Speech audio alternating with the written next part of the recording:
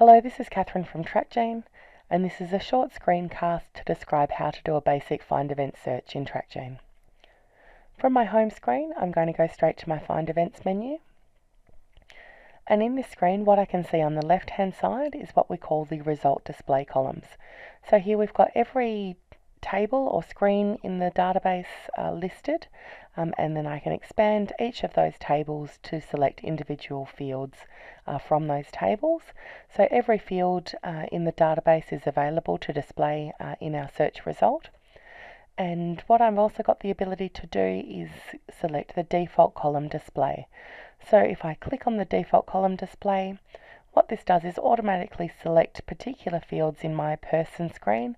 So this has automatically selected the date of birth, family and name and UPN fields for me. So these fields are going to be used on many of the searches that we do.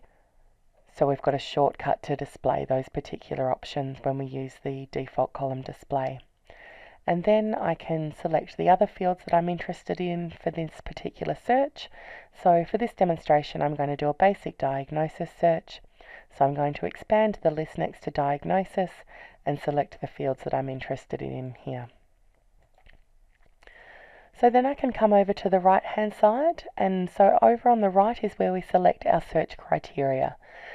So again, I'm doing a diagnosis search, so we've got every field available, so I can come down.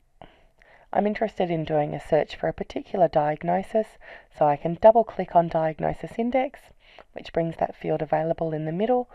I've got the ability to change my search operator, so I can do an exact match or contains, etc. So I'm interested in an exact match for this search. And then I can select my value from the drop-down list. So I can either scroll through the drop-down list, or I can use my type ahead function and I can select breast cancer for this particular search. So once I've got my display columns and my search criteria entered, I can come down and click search. And so the columns appear in our search result in alphabetical order. So these are the same order in which they appear in our result display column. So these are in the order that they have been selected here. So that's how they appear in the Find Events result. But I do have the ability to move those columns around, so I can just drag those and put them in an order that I'm happy with. I've also got the ability to click on any of the column headings to sort by that particular column.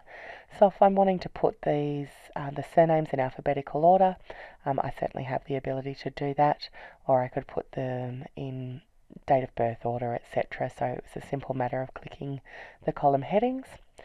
Down the bottom of the screen, I've got two different counts. So we've got the overall count of the number of diagnoses, and then the number of people that these diagnoses occur on. So because we can have more than one instance of a diagnosis on a particular person, it's quite common to see that the number of records exceeds the number of persons. So this is quite an expected result. From my Find Events results, I've also got the ability to right click on a particular row and I can open either the diagnosis record directly from there. So I've got full access to either read or edit the diagnosis screen, or I'm also able to right click to open the person here. And so again, I've got full access to be able to edit or read any of the person screen from opening them from Find Events. I've also got the ability to export my Find Events results, and so in the bottom left corner here I've got different options for different formats that I can export in. So if we want an XLSX file, I can use the 2007 option, or 2003 for an XLS file, so it just depends on the file type that you want.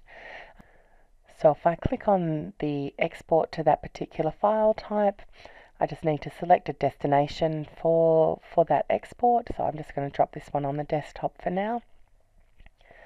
And so I get a notification up in my left-hand corner that that export's occurred, and that file will automatically open for me. So I've got all of those search results in Excel, so we can come down and we've got those 7,100 odd records all there in Excel.